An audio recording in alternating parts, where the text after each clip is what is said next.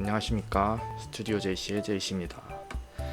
오늘은 지난번에 이어 제 성장 스토리 2탄을 이어가도록 하겠습니다.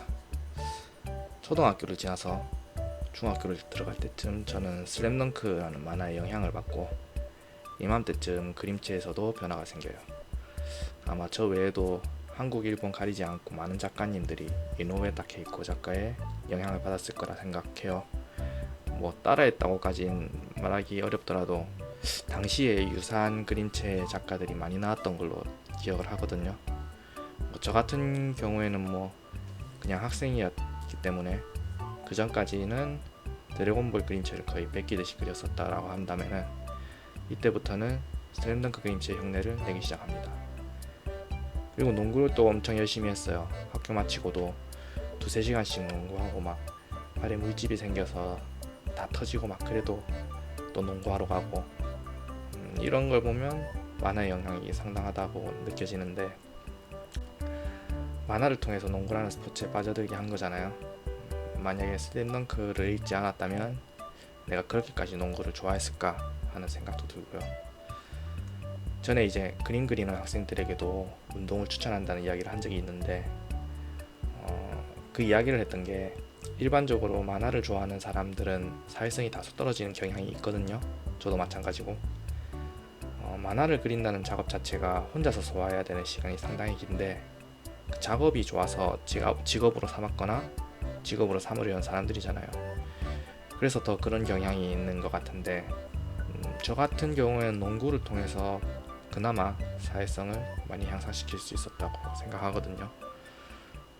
그래서 만약에 협업을 해야 하는 상황이 온다 하더라도 전혀 그런 부분에 대해 거리낌은 없고요. 내가 필요한 부분이 있으면은 필요한 대로 필요하고, 상대 의견 중에 또 좋은 부분이 있으면 그걸 받아들이고 의견 조율을 해가면서 충분히 해나갈 자신도 있는데, 이 이야기를 하는 건 좀 전에도 얘기했지만 만화를 그리는 사람들은 기본적으로 사회성이 떨어지는 경향이 있기 때문에 협업을 하는 과정에서 트러블이 생기거나 어시스턴트를 고용해서 활용하는 과정에서도 어려움을 겪는 경우가 생각보다 많아요.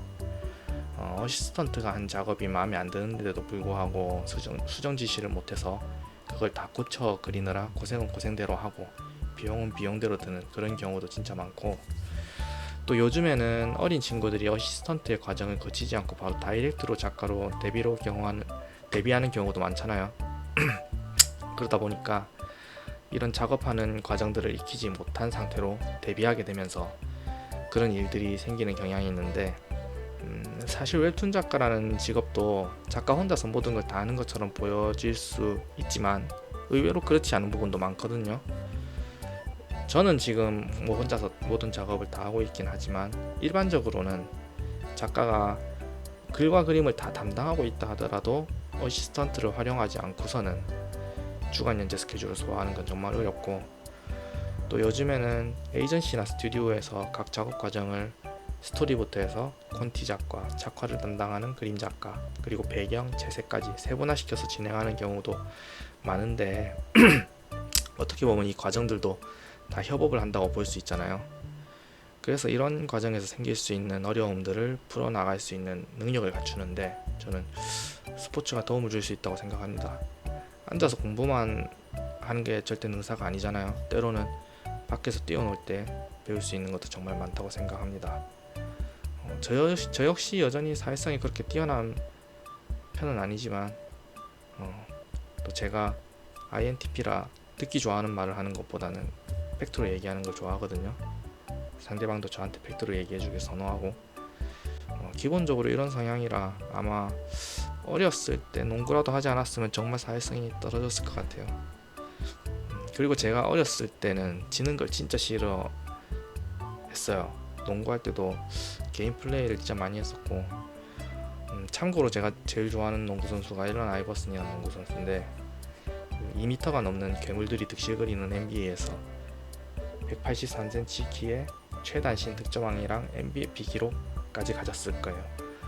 그런 선수였는데, 농구는 신장이 아니라 심장으로 하는 거다라는 명언을 남긴 걸로도 유명하거든요.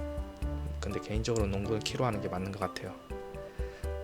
제가 아무래도 키가 큰 편이 아닌데다가 그 2001년도 되게 감명을 받았던 게 그 당시 아이버슨이 온몸이 부상인데도 불구하고 이제 전승으로 파이널에 올라온 레이커스랑 시합을 하는 걸 보고 되게 멋있다고 생각했었어요. 그래서 그때부터 팬이 됐는데 이 선수가 진짜 득점만 하는 선수였거든요.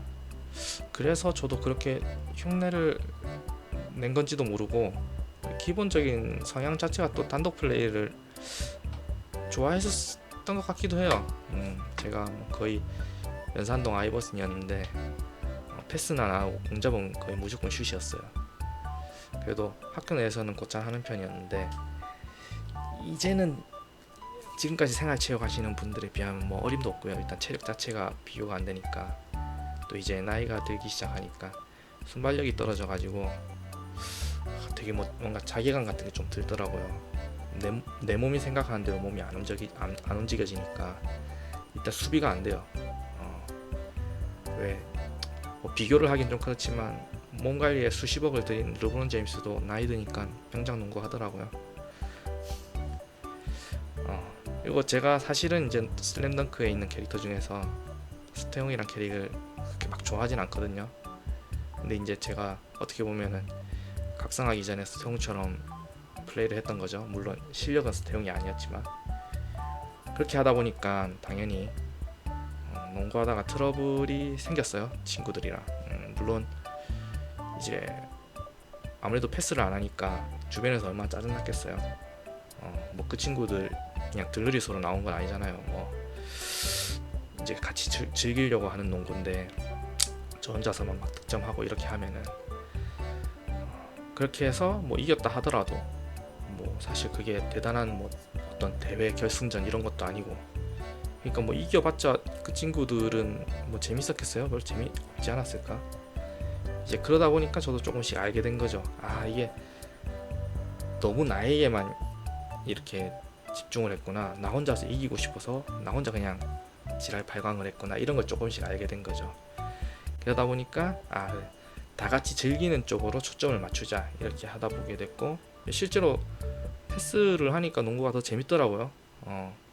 이제 슬램덩크에서 제가 제일 좋아하는 캐릭터가 또 윤대엽인데 만화책을 봤을 때는 뭔가 그게 멋있게 느껴지지만 실제로는 그게 막 와닿지는 않았는데 이제 제가 직접 그런 경험을 하다 보니까 그런 걸 점점 더 느끼게 되더라고요. 이게 패스라는 게 되게 재밌는 거구나, 이런 걸 점점 더 느끼게 되고, 어떻게 보면 그 과정에서 좀 더 그 캐릭터에 몰입하게 되는 것도 있었던 것 같아요. 그리고 제가 앞서 지기 싫어하는 성격이란 얘기를 했는데 이건 어떻게 보면은 제가 지금 만화가가 될 수 있었던데도 어느 정도 영향을 준 것도 있었던 것 같아요. 무슨 말이냐면은 사실은 제가 만화를 그리는 걸 부모님이 엄청 반대하셨거든요.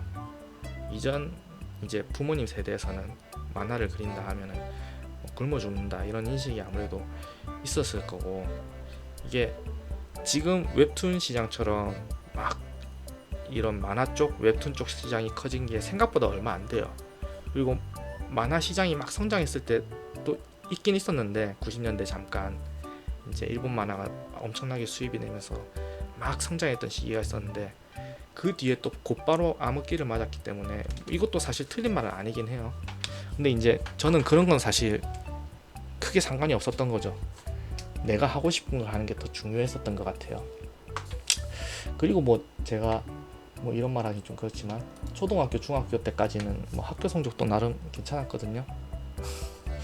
반장부 반장도 했고 근데 사실 공부 자체에는 관심이 전혀 없었고, 이게 약간 주입식 교육이잖아요, 우리나라 시스템이. 이게 막 이거 외워라 저거 외워라 이거 시험에 나온다 막 그런 식의 공부가 저는 좀 되게 싫었어요. 그냥 내가 뭔가 궁금하다, 배우고 싶다, 그래서 찾아서 공부를 한다면은 저는 그걸 아마 공부라는 인식도 안 했을 거고 좀 그런 부분들이 있었어요. 그리고 그래서 그때 이제 어려서 그랬겠지만은 저도 이제 무슨 배짱인지는 잘 모르겠지만 막 고등학교도 안 가도 된다 막 그런 생각도 있었거든요. 그냥 현장에 가서 만화를 배우고 싶다라는 마음이 되게 좀 컸었고, 뭘 잘 모르니까 이제 좀 용감하게 그랬던 것 같기도 하고요. 근데 이제 딴 건 몰라도 자신감은 좀 있었던 것 같아요. 뭔가 무조건 할 수 있다라는 자신감, 그런 게 좀 있었던 것 같고,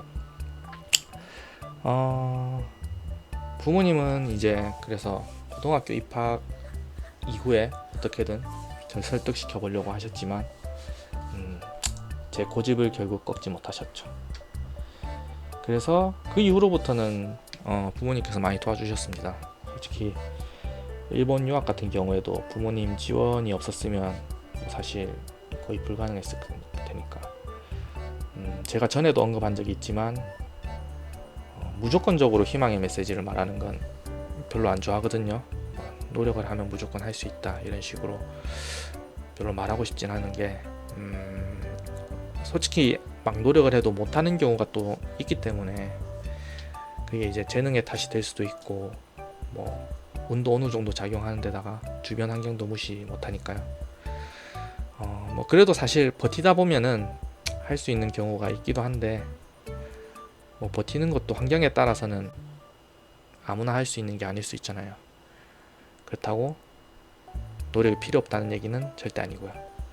노력이라는 과정에서 우리가 배울 수 있는 게 또 많기 때문에 전 노력은 당연히 중요하다고 생각합니다. 그리고 말만 하는 것보다는, 생각만 하는 것보다는 실천을 하는 게 제일 중요하고요.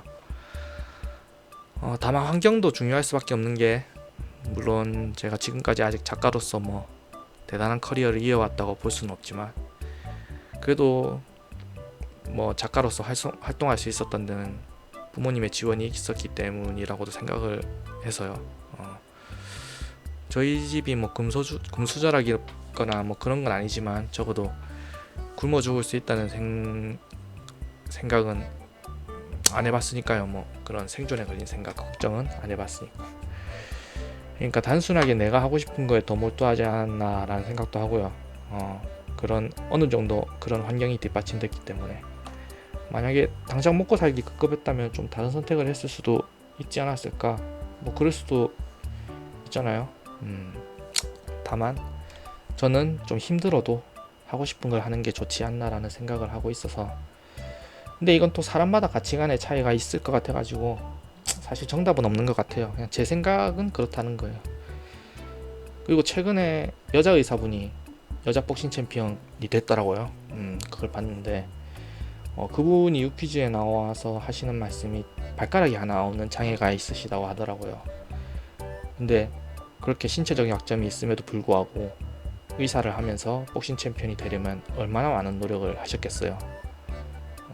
자, 그런 걸 보면은 악조건에 있다 해서 자꾸 부정적이고 주변 탓만 하는 것보다는 약점이 있음에도 그걸 극복하려고 하는 자세가 중요하다는 걸 또 한번 깨닫게 되고, 그분이 그걸 직접 증명해 주신 게 아닌가 싶어요.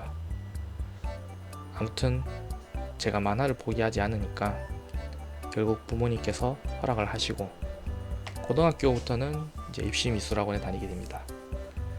미술학원에 가기 전에는 사실 제가 약간 좀 그런 게 있었어요. 적어도 학교 내에서는 내가 제일 잘 그린다, 약간 그런 자만심 같은 것도 있었는데, 그래서 그랬는지 모르겠지만은 막 입시 미술을 필사적으로 막 한다거나 그런 건 별로 없었던 것 같아요. 약간 이게 저 스스로도 대학을 왜 가야 되지라는 의문은 좀 있었고, 그냥 현장에 나가서 배우면 되는데 이걸 왜 굳이 대학을 가야 될까라는 스스로에 대한 의문도 있었고, 실제로 좀 또 뭐랄까, 그 입시 미술이라는 게 아무래도 뭔가 좀 틀에 박혀 있는 그런 느낌이 좀 없잖아 있거든요. 그래서 좀 재미가 없기도 했어요. 그래도 이 시기에 워낙 그림을 많이 그렸으니까 그 많은 그림량이 지금의 제가 있기에 밑거름이 된 것 같은데, 뭐 고등학교 1, 2학년 때는 사실 별 생각 없이 그냥 평범하게 미술학원을 다녔고요.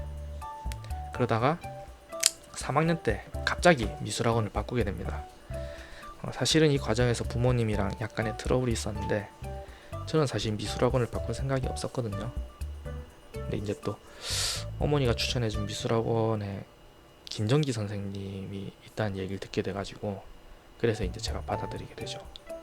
이제 당시에 학생들 사이에서 워낙 유명하셔서 제가 미술학원을 바꾸고 싶진 않았는데 전기쌤 밑에서는 배워보고 싶다라는 마음이 있었거든요. 그림을 너무 잘 그리시니까. 그래서 미술학원을 바꾸게 되고 전기쌤 밑에서 그림을 배우게 됩니다. 그리고 이 이후 이야기는 또 다음 시간에 하도록 하겠습니다. 그럼 다음에 또 만날게요. 뿅.